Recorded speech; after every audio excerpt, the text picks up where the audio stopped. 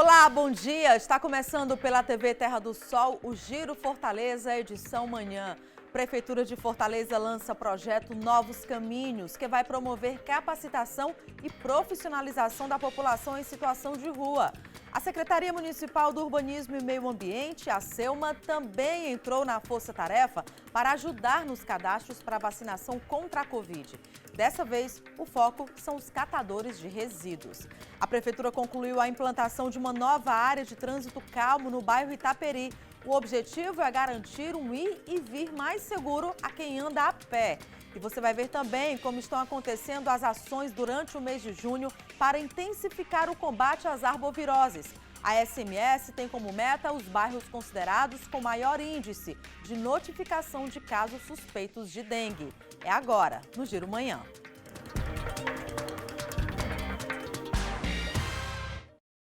A gente começa falando de vacinação e volta a lembrar da repescagem. O prefeito José Sarto divulgou nas redes sociais que haverá repescagem nesta quinta, hoje e sexta, para a segunda dose da vacina Coronavac. Então, atenção, hein? Se você faltou ao agendamento ou ultrapassou a data limite, não deixe de vacinar. Você pode comparecer a um destes locais, nos Quatro Cucas, Mondubim, Barra do Ceará, Janguruçu ou José Walter e no SESI da Parangaba, das 9 horas da manhã às 5 horas da tarde. O público que recebeu a primeira dose da Coronavac em domicílio e neste momento possui condições de mobilidade também pode comparecer nessa data aos locais. Tá? E também pelas redes sociais, o governador Camilo Santana confirmou o horário de chegada ao Ceará das 270.900 doses de vacinas contra a Covid. Segundo ele, o primeiro lote da Janssen, com 61.100 doses, e as 116.200 doses da Coronavac chegam nesta quinta-feira, às 11h50. Daqui a pouco, hein, gente? Já as 93.600 doses da Pfizer vêm em voo previsto para chegar também hoje, às 15h40, no Aeroporto Internacional de Fortaleza. A Prefeitura de Fortaleza tem trabalhado formas de amenizar os impactos sociais para a população em situação de rua durante esse período de pandemia. Uma delas é o projeto Novos Caminhos, que é executado pela Secretaria dos Direitos Humanos e Desenvolvimento Social. O projeto promove capacitação e profissionalização da população em situação de rua. Confira na reportagem. Na pousada social no centro, vários kits de ferramentas esperavam para ser muito bem utilizados pelos novos profissionais. Por apresentarem bom rendimento e aproveitamento em todas as fases das atividades, 30 beneficiários foram selecionados para receberem um kit de incentivo ao empreendedorismo individual, composto por ferramentas e itens que garantem a manutenção do empreendimento do próprio negócio.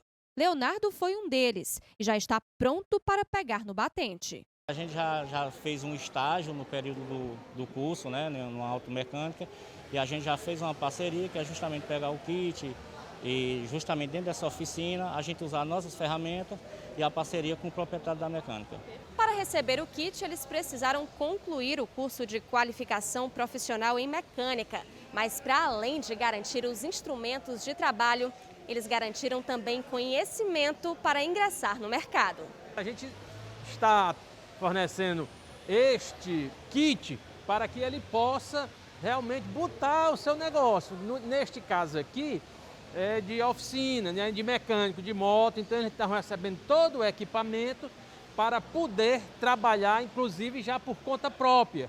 E assim gerar renda, ter um emprego, tendo dignidade. Então, todo o esforço da Secretaria, que fez essa parceria com o Instituto Maria da Hora, foi para proporcionar à população em situação de rua novos horizontes. O intuito dos cursos profissionalizantes do projeto Novos Caminhos é buscar a efetivação da cidadania e dar oportunidades de trabalho para usuários como o Rodrigo, que está se sentindo pronto para exercer a profissão.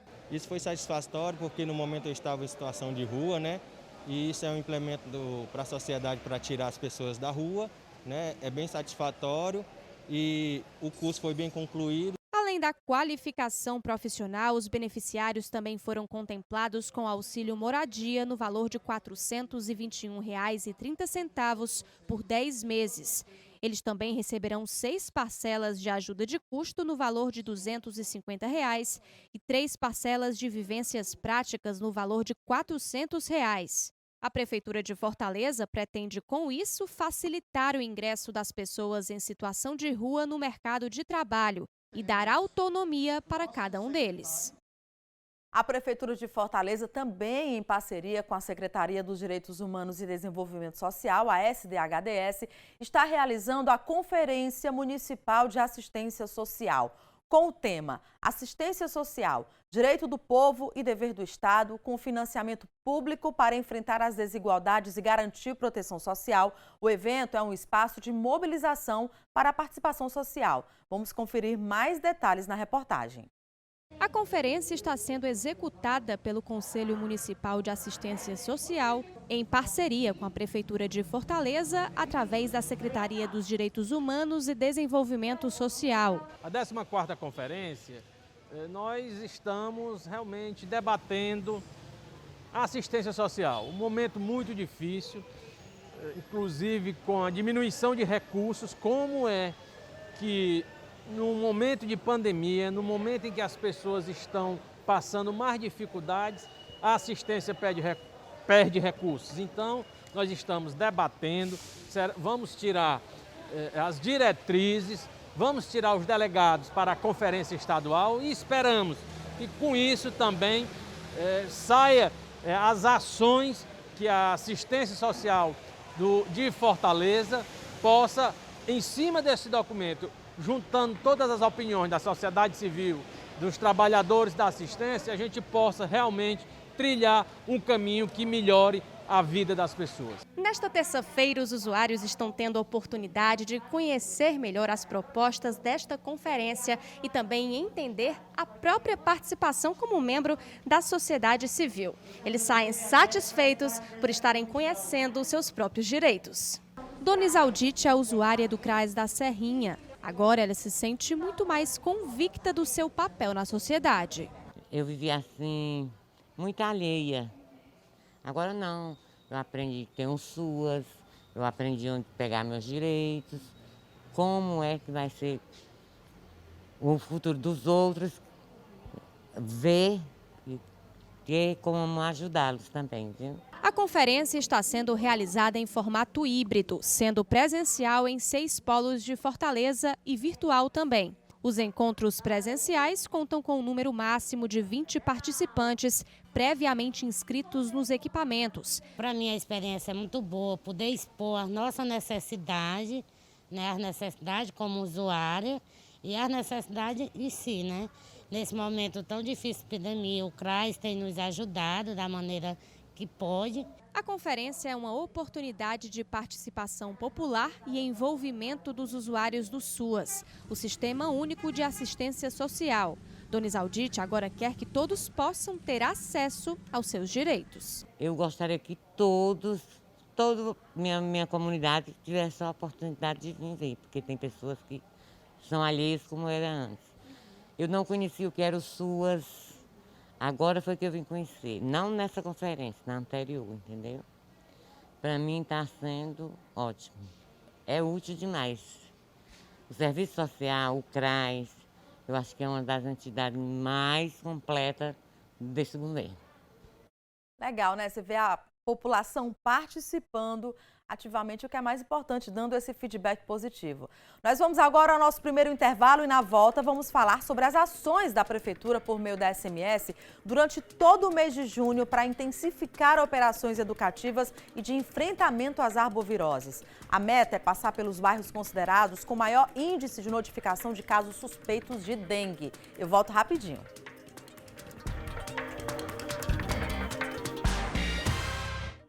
Voltamos. Durante todo o mês de junho, a Prefeitura de Fortaleza intensifica, por meio da Secretaria Municipal da Saúde, a SMS, as operações educativas e de enfrentamento às arboviroses. A meta é passar pelos bairros considerados com maior índice de notificação de casos suspeitos de dengue.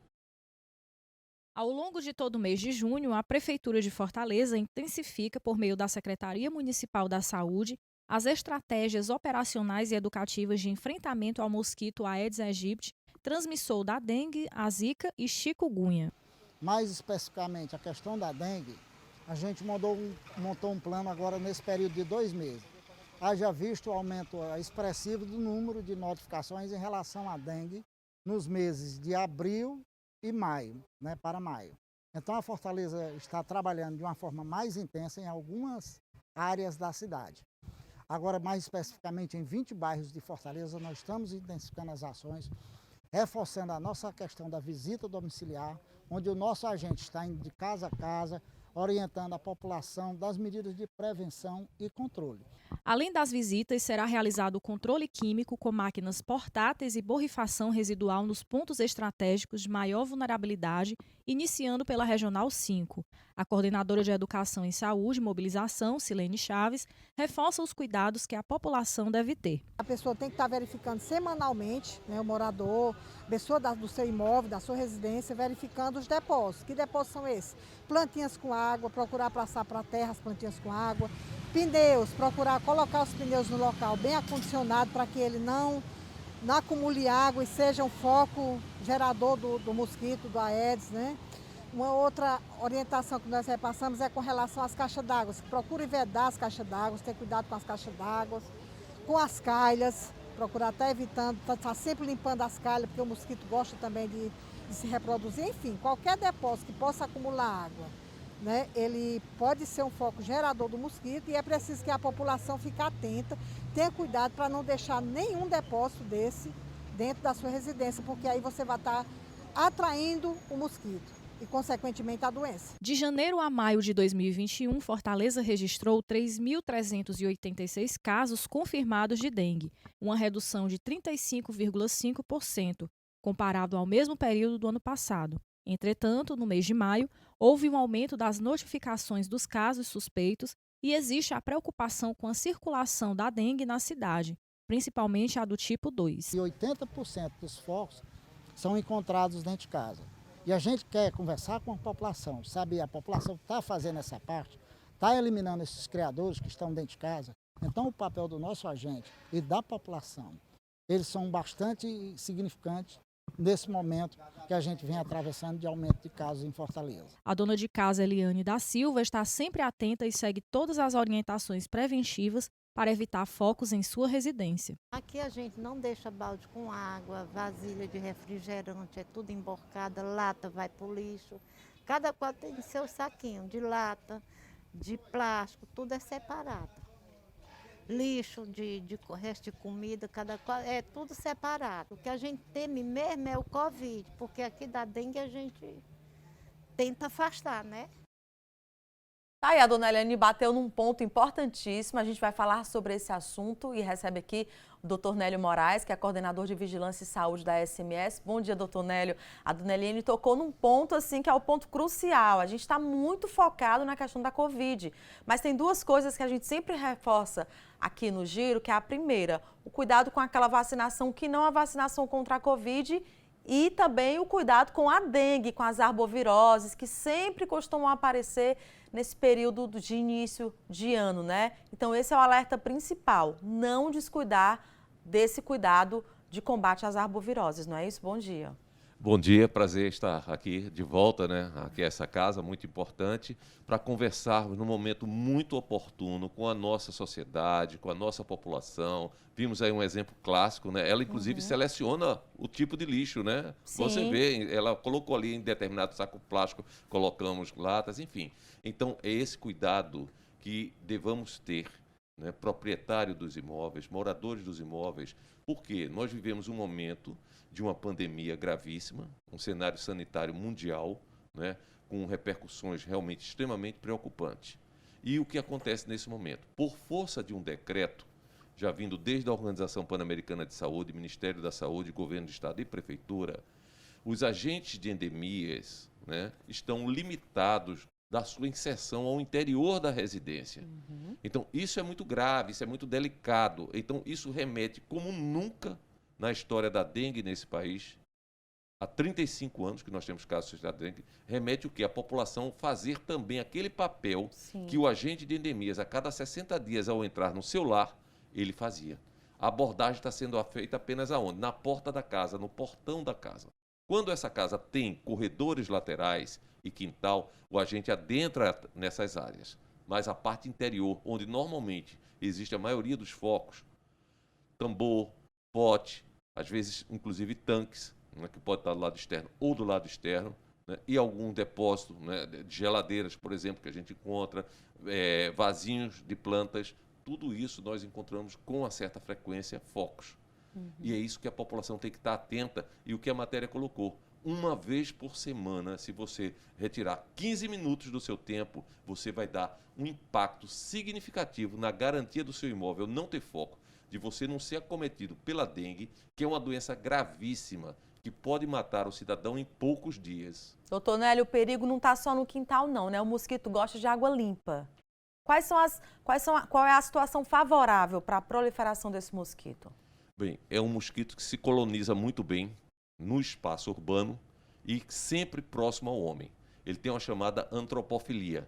Ele tem uma preferência, né, pelo sangue humano, né, que ele pode se alimentar de sangue de outros animais também. Tá? E normalmente ele se encontra onde? Se encontra por baixo da cama, atrás de cortinas, em pontos extremamente estratégicos. Costuma ter sua atividade de hematofagia, que é a fêmea quem faz o repasto sanguíneo, né, no início da manhã. 5, 6, 7 horas da manhã.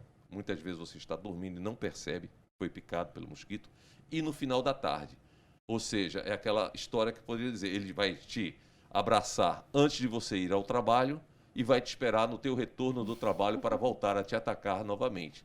Então, todos os cuidados devemos ter, é uma corresponsabilização, nos remeta todas as as dúvidas que você possa ter, para a nossa obrigação atendermos, né, a população.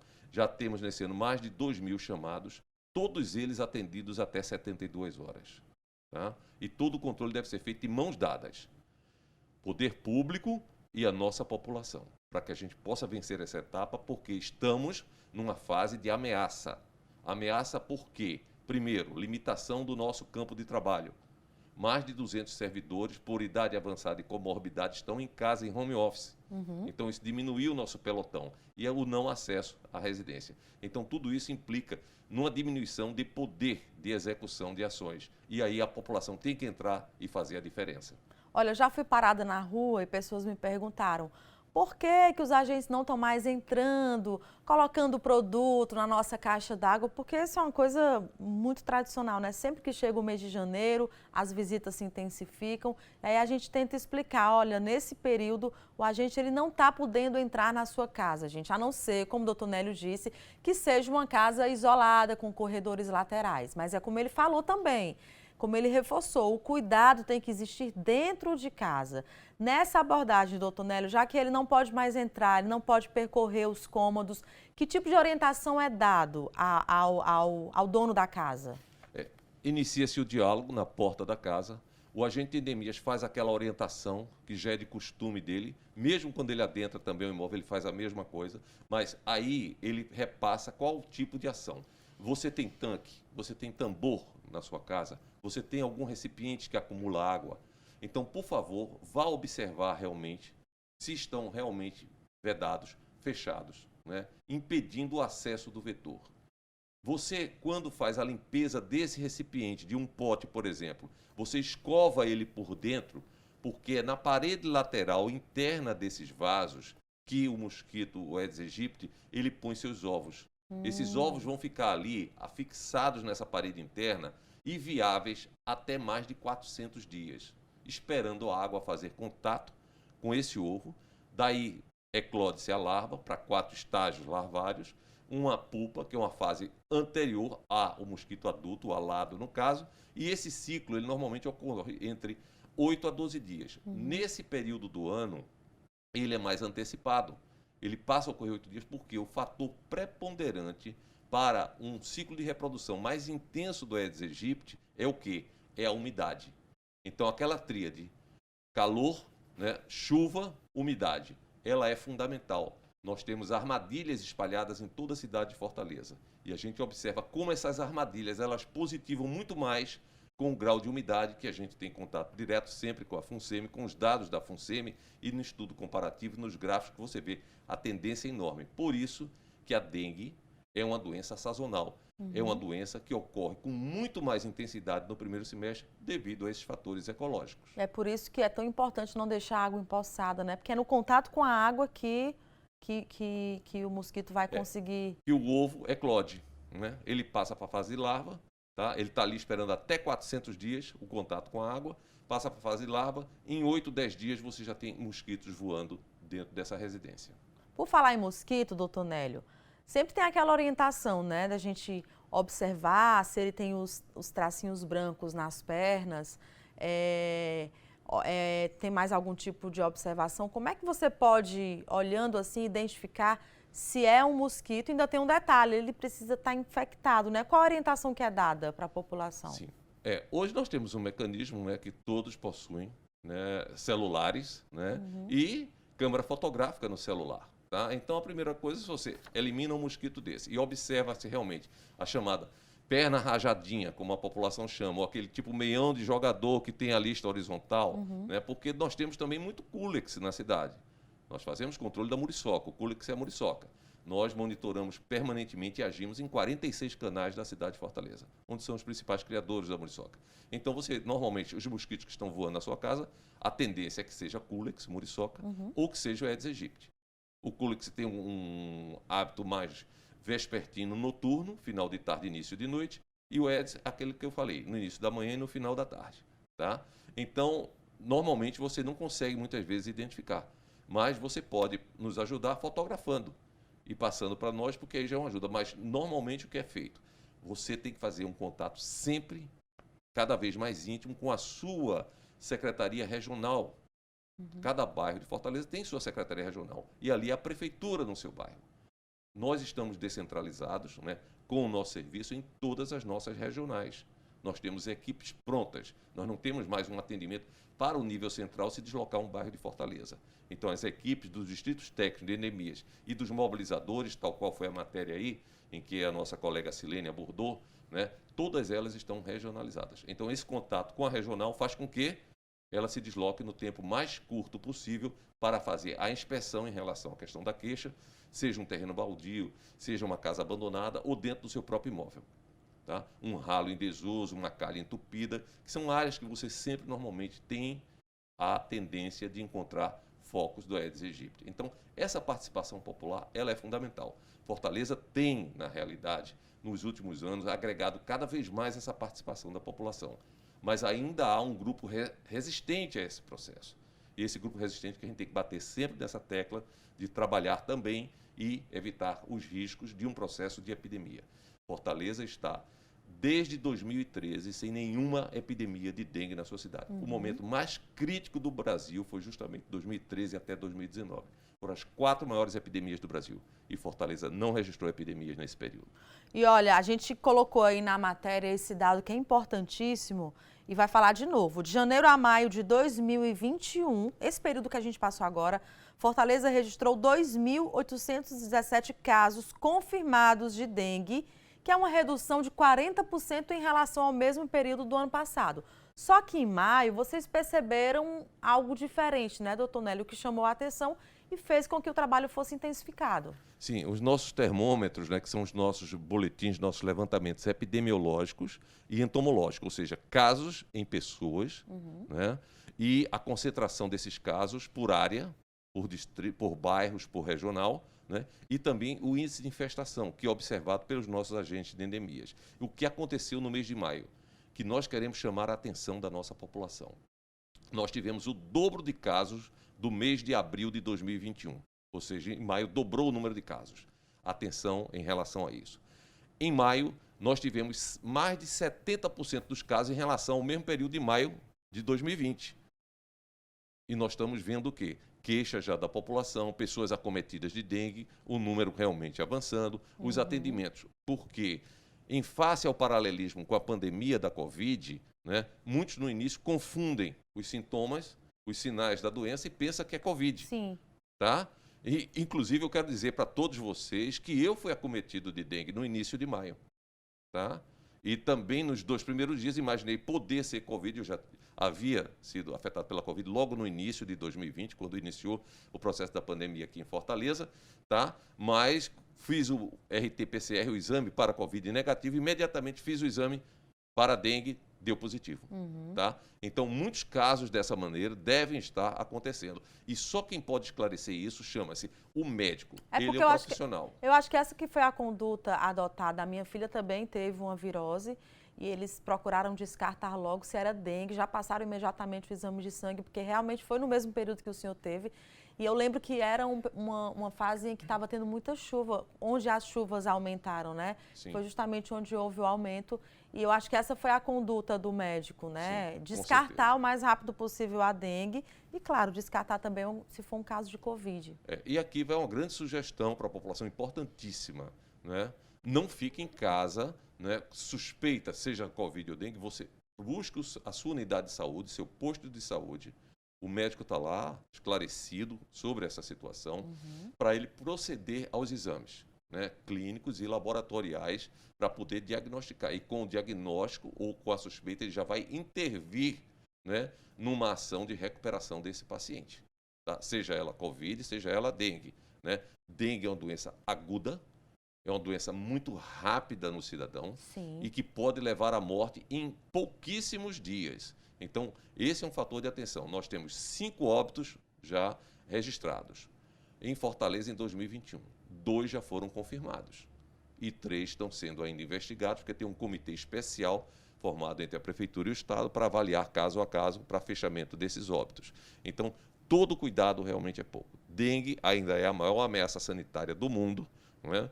Temos aí a Covid, né? Mas a dengue realmente ela coloca em risco todos os anos 2,5 bilhões de pessoas, que são os países da América do Sul, da América Latina, da África e da Ásia, né? Porque dengue é uma doença que ocorre nos países tropicais e subtropicais. Interessante o senhor falar sobre essa similaridade com os sintomas da Covid, porque a dengue, a primeira coisa que é verificada é a quantidade de plaquetas e, dependendo do caso, tem uma queda muito drástica dessas plaquetas. E se você ficar em casa achando que é Covid ou achando que é outro tipo de virose, realmente pode ser fatal, né? Sim. Todas as viroses, na realidade, elas são muito semelhantes no seu início. É muito difícil, nos 2 primeiros dias, você definir apenas clinicamente o que seja. Terceiro, quarto dia em diante já vai tomando uma certa característica, tá? De uma enfermidade A para uma enfermidade B ou C. Então, nós vivemos num momento de influenza. Felizmente, nós estamos embaixo de casos de influenza nos últimos anos, aqui no Brasil, também aqui na cidade, né? Nós temos o problema da Covid atual e nós temos a questão da dengue, que sempre ela é persistente. Então, só essas 3, além de outras, mas são as enfermidades, no caso, dengue e influenza, que costuma acontecer sazonalmente, no primeiro semestre do ano. A Covid, como ela demonstrou, ao contrário da influenza, ela foi permanente em casos, desde março, quando se estabilizou no Brasil o seu número de casos, né, e foi até o dezembro, inclusive atravessando o período de verão, onde, na realidade, tudo apontava que a gente teria uma diminuição de fatores ecológicos no segundo semestre de 2020 e não tivemos. E veio a chamada, então, segunda onda, né, desse processo, com a ativação enorme dos casos da pandemia do Covid-19. Ainda tem outro detalhe, doutor Nélio. Tem um sintoma da dengue, que são as pintinhas, as manchinhas vermelhas no corpo, que no caso de criança, elas também aparecem em uma virose leve. Então, é mais um sintoma para a pessoa que está em casa ficar atento, né? Sim, no caso da dengue, ela é típica. Isso chama-se doenças exantemáticas. Isso. Sarampo, rubéola, dengue, por exemplo. É muito clássico na dengue aparecer isso. Tá? Então, tem alguns sinais que da dengue é típico, ele foge um pouco das outras enfermidades. Mas num processo já mais avançado, lá para o 4º, 5º dia, né? E você tem uma suspeita mais forte. E você falou a questão das plaquetas, com certeza. Esse é um dos graves problemas clínicos da dengue. São as plaquetas e o hematócrito. O hematócrito concentra e as plaquetas baixam, né? E o risco, né, numa situação como essa, o paciente normalmente ele vai ser internado, dependendo desses resultados, né, laboratoriais, para o quê? Soro, hidratação. Hidratação é o fenômeno número 1 de recuperação de um paciente. Repouso e hidratação. Certo. Olha, 14 bairros da nossa capital chamaram a atenção pelo número de casos suspeitos, né? Eu vou ler aqui, doutor Nélio, porque quem mora no bairro já fica com o alerta ligado.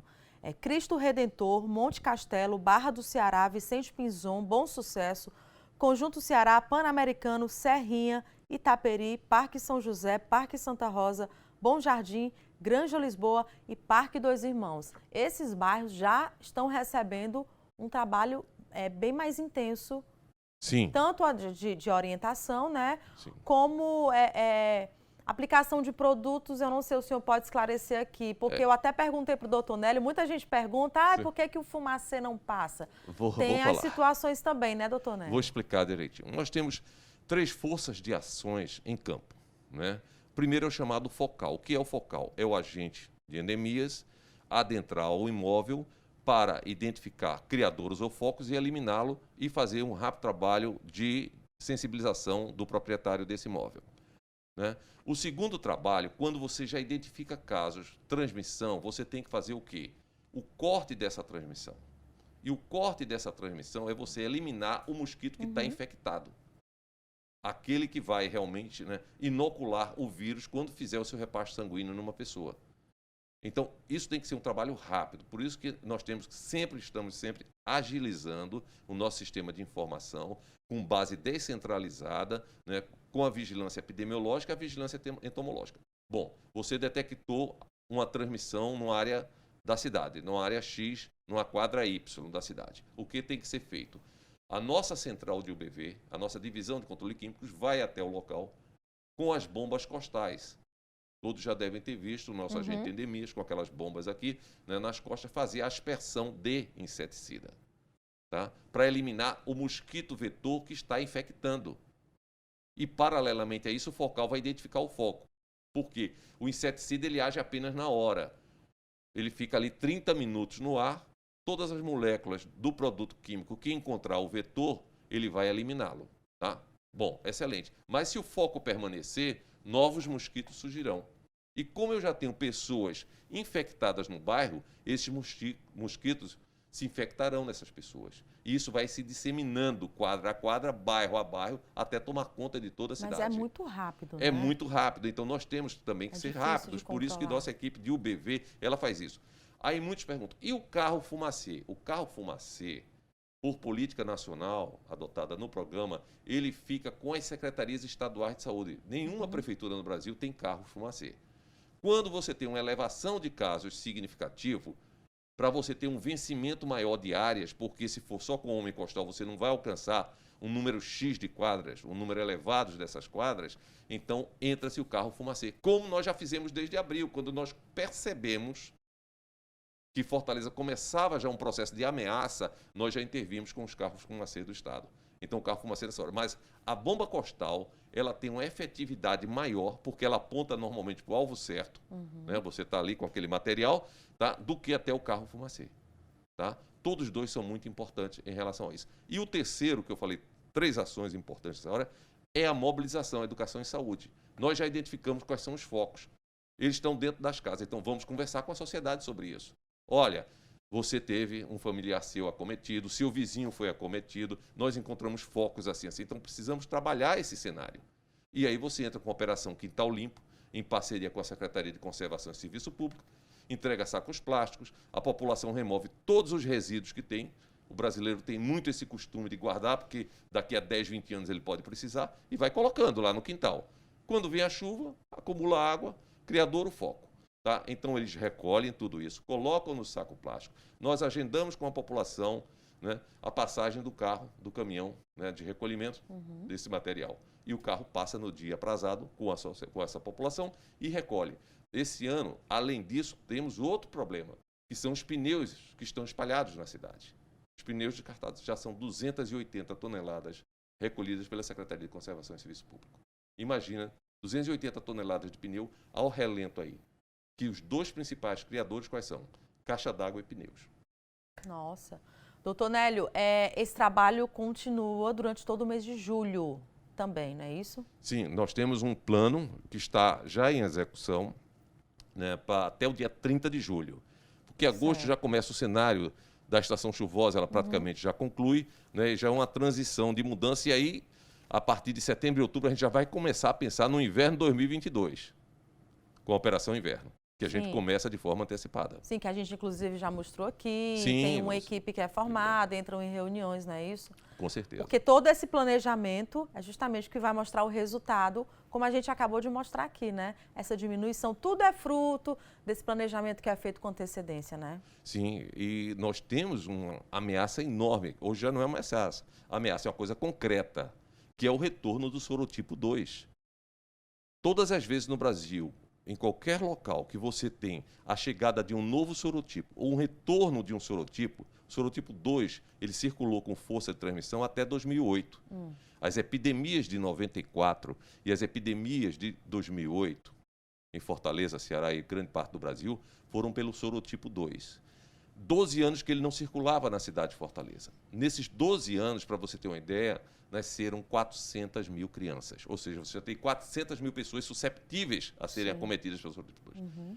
E um contingente populacional imenso que também nunca teve dengue pelo sorotipo 2. E quando um sorotipo novo chega, o número de casos não fica naquele nível chamado endêmico, aqueles números esperados, em baixa. Sempre haverá aumento de casos, mesmo não sendo um processo de epidemia. Então, Fortaleza terá aumento de casos, sim, por uma questão própria, natural.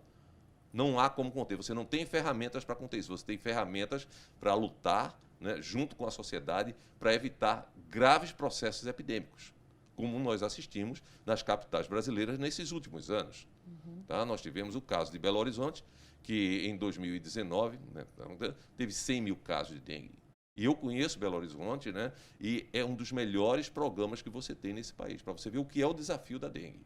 Cidade de Campo Grande, Brasília, Distrito Federal, epidemias desses últimos 10, 12 anos em Brasília constante. Goiânia também, que tem um grande sistema de informação na Secretaria Estadual de Saúde, é um exemplo até para o país, epidemias também constantes, para ver como há dificuldade de uma enfermidade que você tem ferramentas limitadas para o seu controle. E você é extremamente dependente do comportamento educacional e ambiental da sociedade.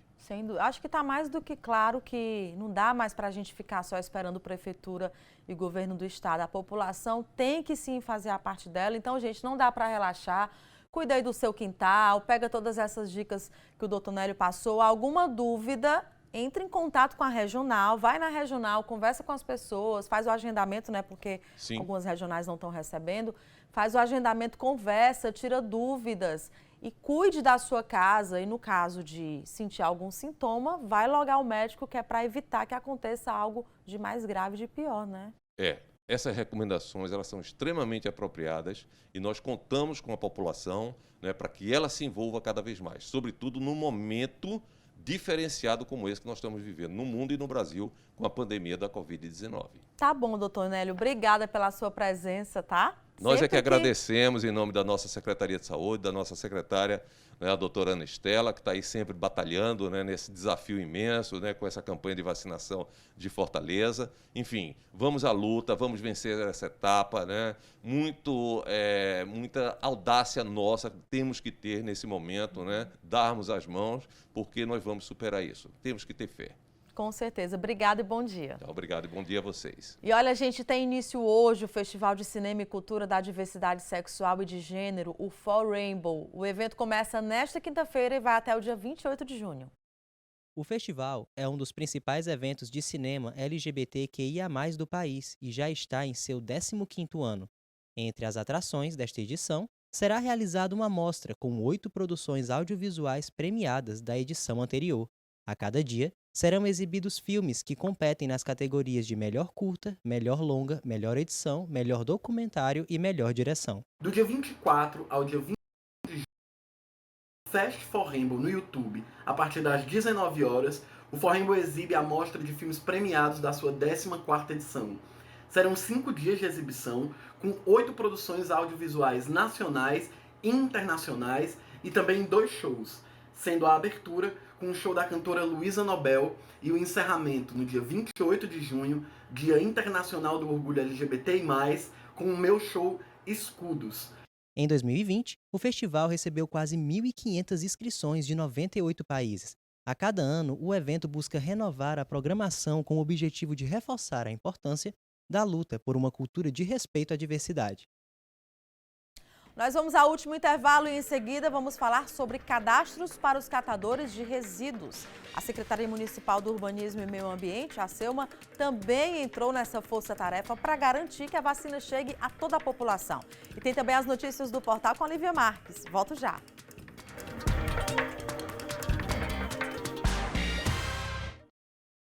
Voltamos! Queria te convidar para sintonizar aqui na TV Terra do Sol hoje, a partir das 14h30, para conferir a 9ª Semana Municipal sobre Drogas. A Prefeitura de Fortaleza, por meio da Coordenadoria Especial de Políticas sobre Drogas, a CP Drogas, terá uma série de ações durante a programação que vai até sábado. Haverá, além de uma exposição virtual, campanha de prevenção e oferta de serviços para a população, um debate aqui na TV Terra do Sol com o tema Para Além do Sintoma, vozes, olhares e saberes sobre as pessoas que fazem uso de drogas.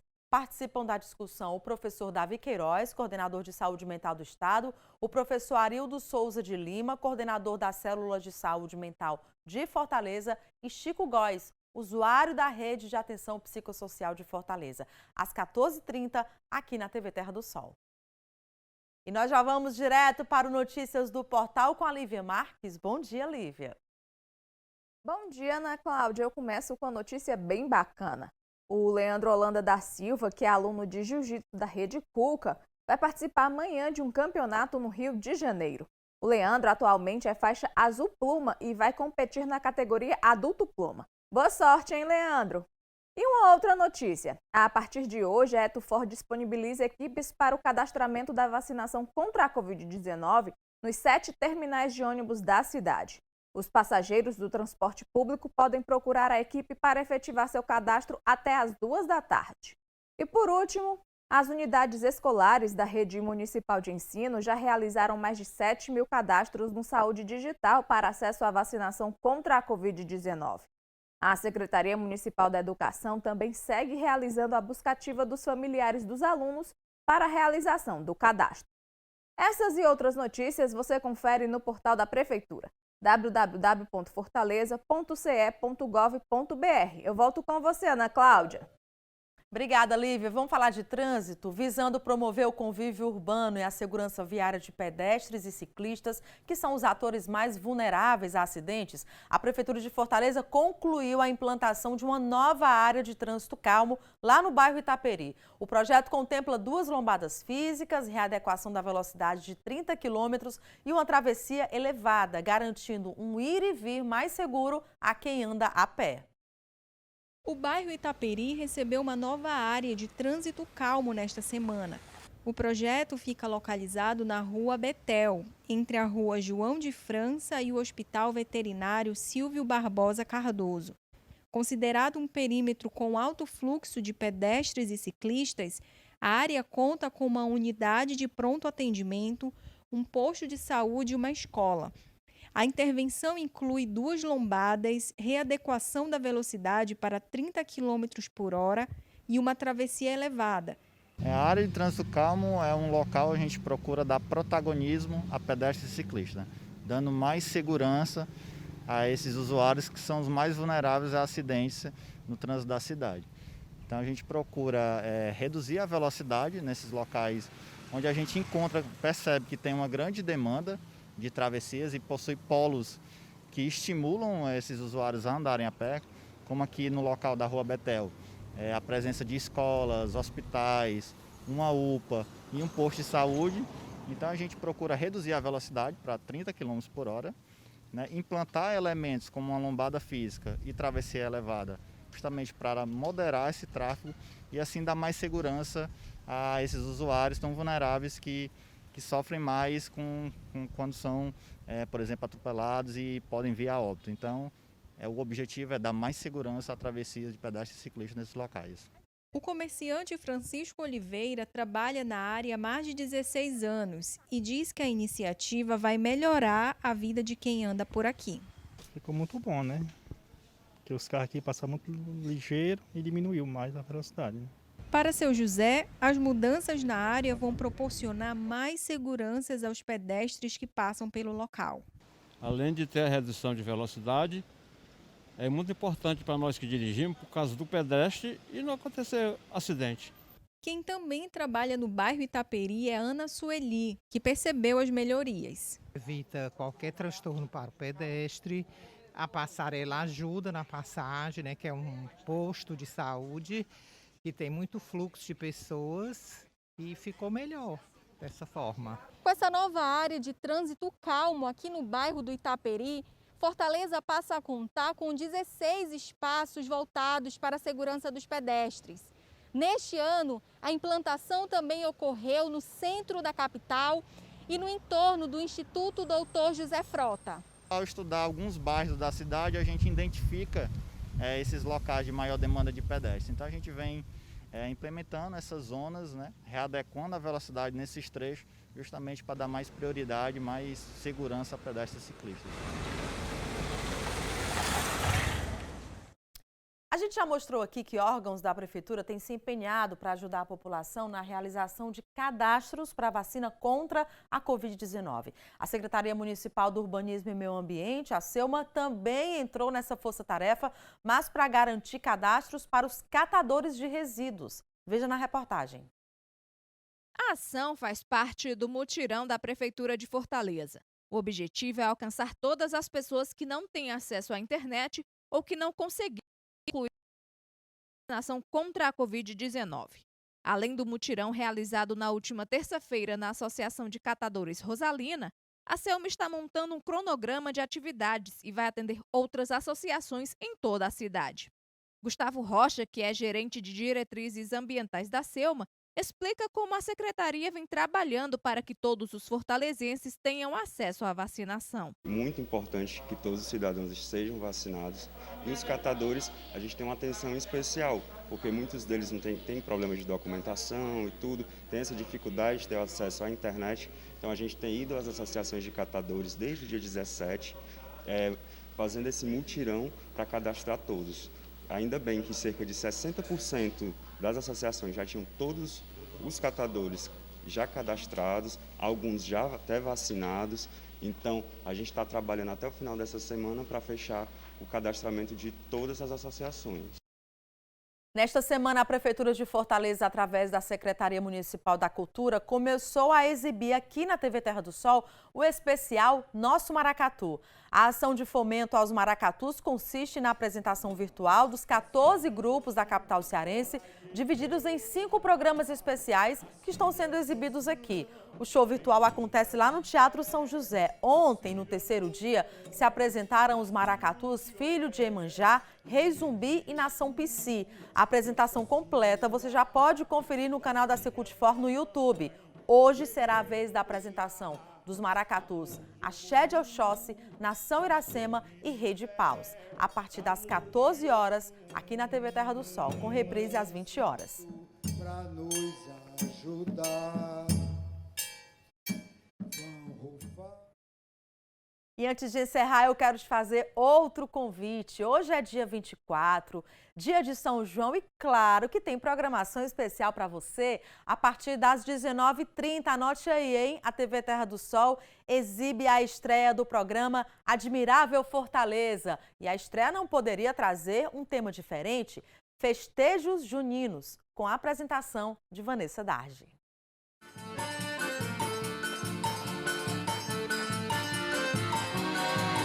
Neste 24 de junho, a TV Terra do Sol exibe o primeiro programa Admirável Fortaleza. E a estreia não poderia trazer um tema diferente, festejos juninos.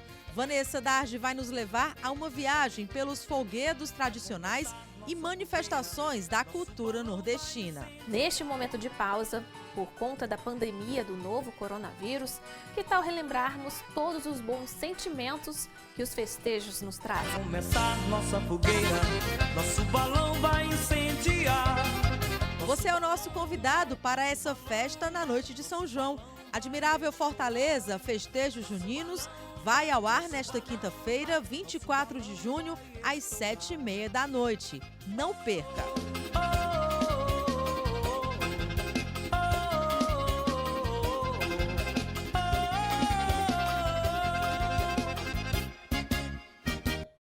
Eita, coisa boa, hein? Só lembrando que hoje a reprise do Maracatu será às 20 horas, hein? Logo após a exibição do especial de São João, o convite está feito, não vai perder. Tá na hora de encerrar o Giro Fortaleza edição manhã de hoje. Mais informações você vai ter no Giro Fortaleza às 4 da tarde e no nosso resumo no Notícias de Fortaleza às 7 da noite. Acompanhe a gente também pelas redes sociais. Temos Instagram, Facebook e YouTube, @TV Terra do Sol. Te espero para o nosso encontro de amanhã, hein? Tchau, tchau.